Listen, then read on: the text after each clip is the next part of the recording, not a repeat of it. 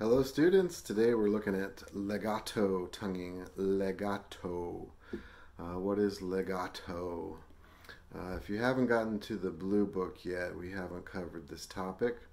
Legato is, it means to play very smoothly, and you might already know that slurs are quite smooth. And so legato is a type of tonguing that we use that's not as firm as our T tongue, and it's not quite as smooth as slurring either. It's kind of in between there. And I feel like the best way to work on this, at least to begin with, is to play repeated notes. So in the next segments, we're going to look at trying this legato tonguing. First, I will introduce how I think you can do it.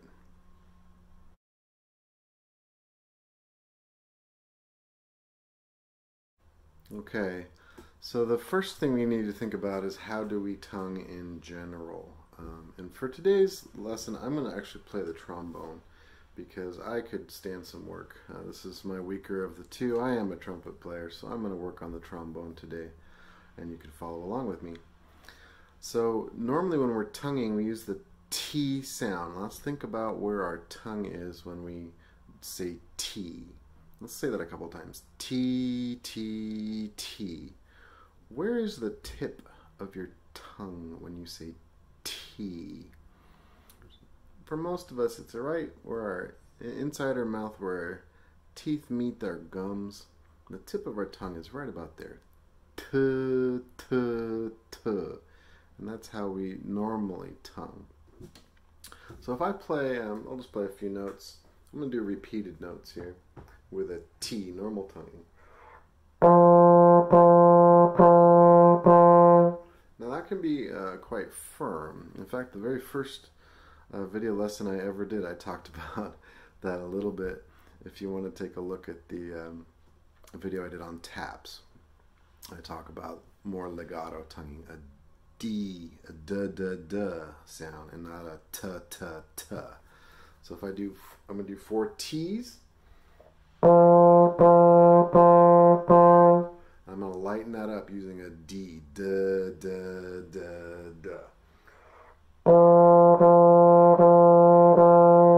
4 T's. Legato. D. So that legato is quite a bit less harsh than the T sound. Sometimes we want that T sound. In fact, when we did the Star Wars video, there's another one we can link to. We talked about a nice firm fanfare style tonguing. So in the next segment, we'll do some exercises. We're going to stick with repeated notes a little bit here. If we move our fingers or we change the slide position, there's a tendency not to tongue at all when we try this technique. Now, if you are a trombone player, legato tonguing is so important. You may already, if you've been working with me in the studio, you know there's a difference between natural slurs and slurs that aren't natural slurs. And in those, we have to use legato tonguing. It's a technique we have to master almost immediately.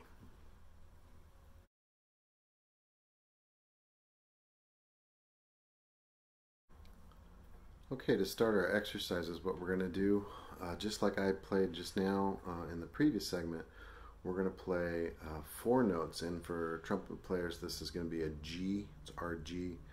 It's a concert F for the rest of us. We're going to play 4 T's. We're going to rest for 4 counts. Play 4 D's, legato. Rest for 4 counts. 4 T's, rest for 4 counts. 4 D's, 4 legato. So normal tonguing, rest, legato, rest, normal, rest, legato. So here we go. 1, 2, normal, here we go. Rest, legato, here we go. Rest, back to normal tonguing, here we go. Rest, last legato, here we go. Okay, so we'll definitely be doing that in our follow-up session. But try and make a big difference between your T sound and your D sound, right? Your normal tonguing and your legato tonguing. Should be a lot smoother. In the next segment, we'll try some different notes. We'll maybe go up the scale. That gets a little bit trickier. Like I said, it's kind of halfway between a slur and normal tonguing. So here we go.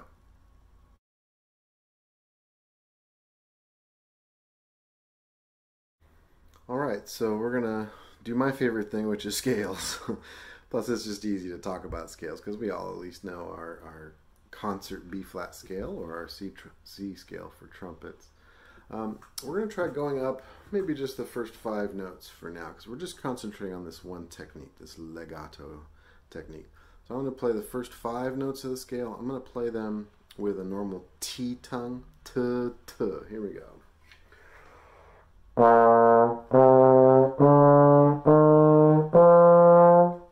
So hopefully you could hear a pretty firm, strong tongue on each one.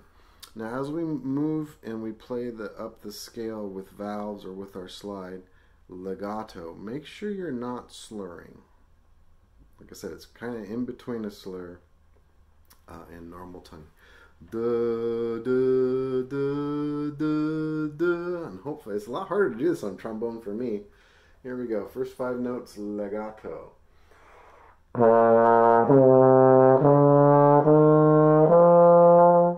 I'm going to play that normal T.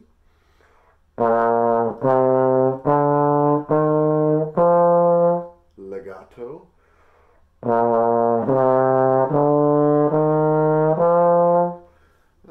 Now I'll go up and down this time, and I'm going to do them back to back. You'll hear, hopefully on the video, a pretty firm T sound on the first half. On the second half, it should sound almost like a slur. Here we go.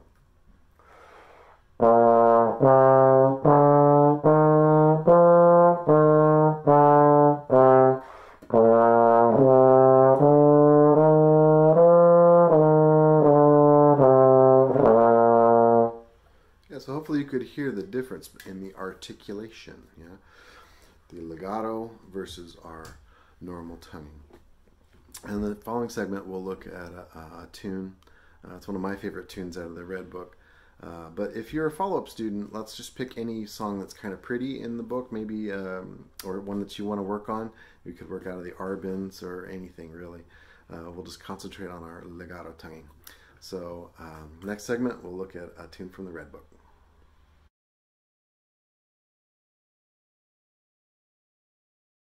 Alright, we're going to look at, this is in the Red Book, this is number 37, this is Sweetly Sings the Donkey, and this is a good one to try because it's sweetly sings, not firmly sings the donkey or angrily sings the donkey, sweetly sings. So this is a good opportunity to use that very smooth, pretty style, de legato tonguing. Well, first I'm going to play just the first 2 measures for now, and I'm going to try to incorporate my legato tonguing. And then I'm going to talk a little bit about why trombone is, or any slide instrument really, is kind of peculiar and how we have to learn legato early. So here's the first 2 measures of Sweetly Sings, legato.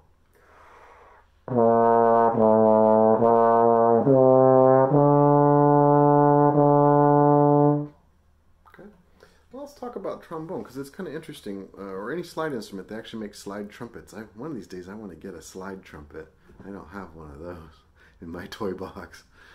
The trombone, because it's a slide, right? Those first 2 notes for us, on trombone we go from what's called first position to second position.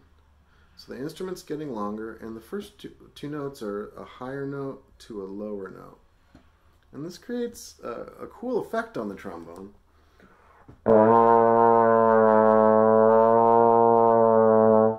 I can very gently move between those pitches, right? And that's called a glissando. Glissando. Trombones are the only wind instrument that can really perform a proper glissando. The rest of us kind of have to fake it a little bit.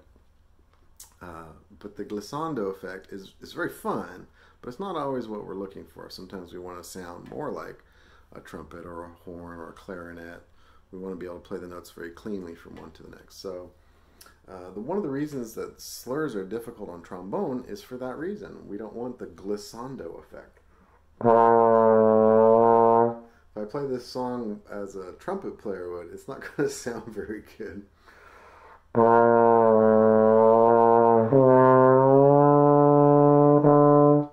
Sounds a little loosey-goosey, almost silly, doesn't it? But that's the fun part of the trombone. So for trombone players especially, we have to really master this technique, this legato tonguing, because in order to do the slur, we have to play legato. So we don't get to just slur from the first note to the second note. We have to tongue it. Ta, da, da. And if you are a trombone player, make sure you move that slide real rapidly. Ta, da, da. Don't move, don't ta, da, da. You want to move your slide quickly and get a nice D legato tongue. So let's try a little bit more of this. I'll play the first maybe 4 measures, all nice and legato. Sweetly sings.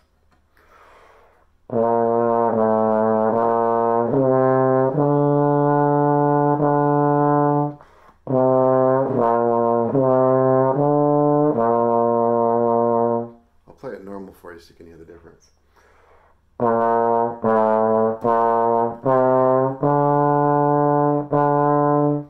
So hopefully you can hear the difference between legato and our normal T tonguing, okay? So we'll be working on all kinds of legato in our follow-up session. Try and pick out a piece that maybe you want to play, or if you're in the red book, maybe we can work on Sweetly Sings. We will be doing some repeated notes because that's where this technique is best practiced. All right, you guys have a good one. See you soon.